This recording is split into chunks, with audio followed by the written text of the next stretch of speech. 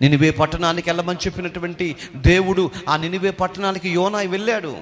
కానీ అక్కడికి వెళ్ళిన తర్వాత కూడా భయపడ్డాడు. మీకు అర్థమవుతుందా? పడవలో వెళ్ళాడు, చాప కడుపులోకి వచ్చాడు, ఆ తర్వాత ఇక్కడికి వచ్చాడు. వెళ్ళి ఆ పట్టణాన్ని చూసి భయపడి వెనక్కి వచ్చేసాడు. అమ్మో, ఇంకా నా వల్ల కాదు, ఈ మనుషులు ఏంటి, ఈ కథ ఏంటి, వీళ్ళకి చెప్పటం ఏంటి, ఒక్క దెబ్బకు నన్ను చంపేస్తారని చెప్పి భయపడి వచ్చేసాడండి. అప్పుడు దేవుడు ఒక సొర చెట్టుని తీసుకొచ్చాడు. సొర చెట్టు కింద హాయిగా పడుకున్నాడు. ఓ పురుగు వచ్చింది.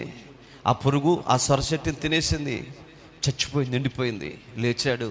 ఏంటి పరిస్థితి అని అడిగాడు. ఒక్క పూట పుట్టి చచ్చిపోయే దాన్ని చూసి అంత బాధపడుతున్నావే, ఈ పట్టణంలో ఎంతమంది ప్రజలు చచ్చిపోతుంటే నాకెంత బాధ ఉంటుందో యోనా అని ఒక్క మాట అడిగితే తన ప్రాణాన్ని లెక్క చేయకుండా పరిగెత్తుకుంటా నినివే పట్టణంలోకి వెళ్ళి దేవుని ఉగ్రత గురించి చెప్పడం ప్రారంభించాడండి.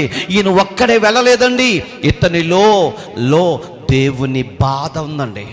అంటే దేవుడు ఎంత బాధపడుతున్నాడో క్రియ రూపంలో దేవుడు చేస్తాడండి.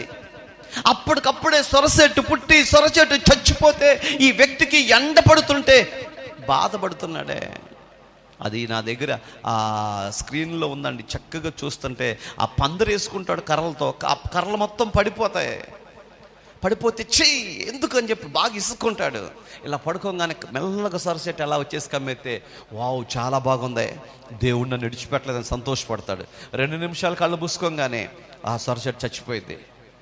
మళ్ళీ లేచి ఇసుక్కుంటాడు, నన్ను చంపే, నాకెందుకు ఈ బాధ, ఇప్పుడు దాకా ఎండలో ఉంటానంటే సొరచెట్టు వచ్చింది, వెంటనే చచ్చిపోయింది. ఇది యోనా,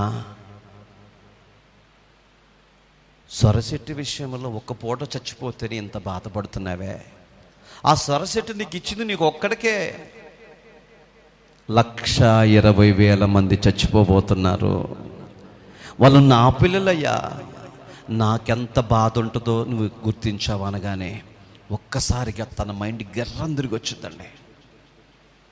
ఇప్పుడే వెళ్తానని చెప్పి పరిగెత్తుకుంటూ వెళ్ళిపోయండి.